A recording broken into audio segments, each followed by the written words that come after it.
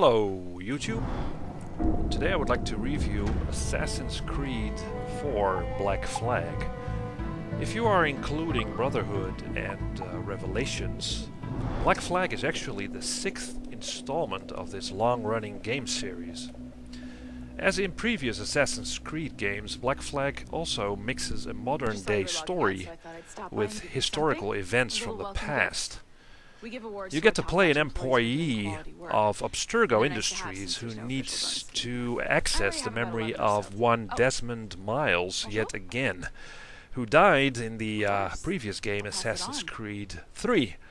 Now these modern day segments are boring as hell as you walk boring office buildings being ordered around to do meaningless tasks. Why Ubisoft even bothered to put this in the game is beyond me. This animus stuff that's been going on since the first game, where you sort of explore the lives of your ancestors, has always been an interesting one in theory than in practice.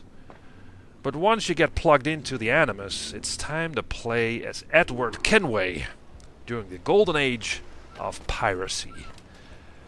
Why it is that Ubisoft cannot invent an interesting lead character is also beyond me.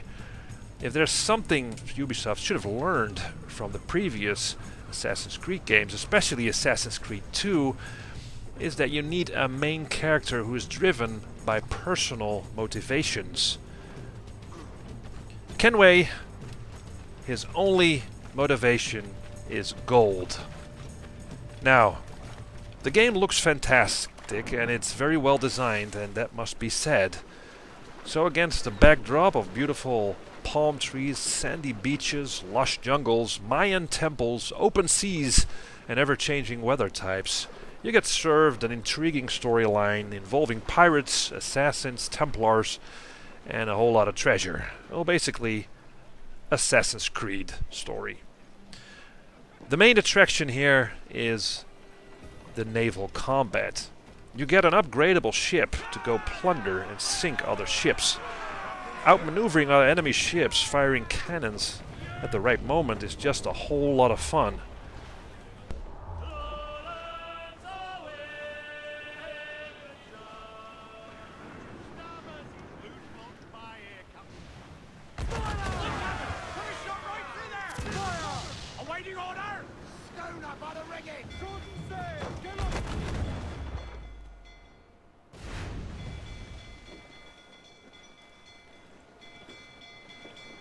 When you start sailing the seas, you'll actually notice that this is far less an open world than the game wants you to believe, as certain areas are inaccessible until you progress the main story, which is unfortunate because there might be players out there that just want to have fun exploring, looting, and finding treasures.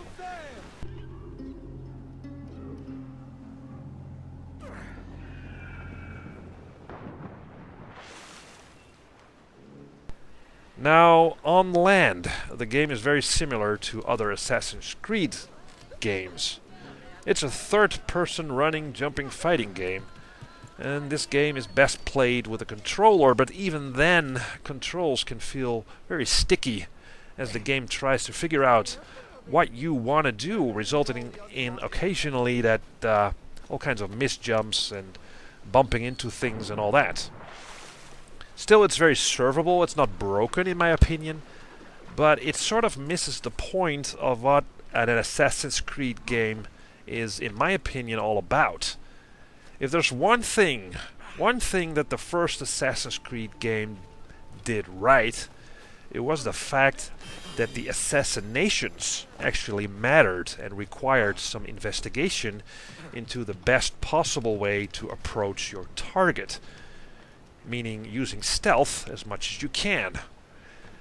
Edward Kenway, on the other hand, is a mass murderer, and killing your target is way too easy. Usually you can just run up to your target and just kill him right there with a few button presses. Well, here's a segment where I kill a lot of armed, and I emphasize armed enemies with my fists. And it is really Really, really, really ridiculous.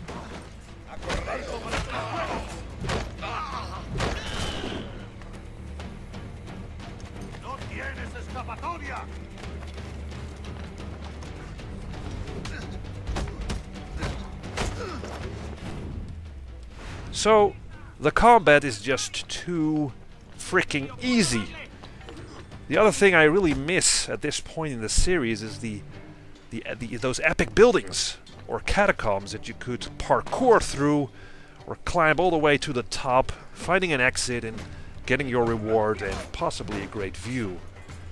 Well, none of it's here. Well, you still get a great view, but there's usually not a lot of climbing involved. It's very much like Far Cry 3 or 4, just climbing some outpost or overlooking a certain part, but there's not much there. That's not to say that there's plenty to do in this game. You know, there are a lot of side activities. You know, finding buried treasures, raiding ships, doing some assassination contracts, raiding strongholds, even harpooning for fish and such. But it basically boils down to hunting icons on the map. Doing all the things basically that the developers have set out for you or thought out for you. So you'll see this little icon that represents a treasure. So you basically go there and claim the treasure, and that's it. And repeat. So here is the bottom line. The game doesn't let you explore this so-called open world at your own merits. And the stuff that you do actually in the game is fun for a while, but it becomes repetitive. So, all in all, this is a servable game. It could have been a lot more. It's a great setting. I love pirates. And it's fun so long as it lasts, and it's just not as epic as it could and should have been. So it's fun. So it gets a thumbs up, but only barely. So that's it. Thank you for watching. Let me know what you think, and see you in the next video.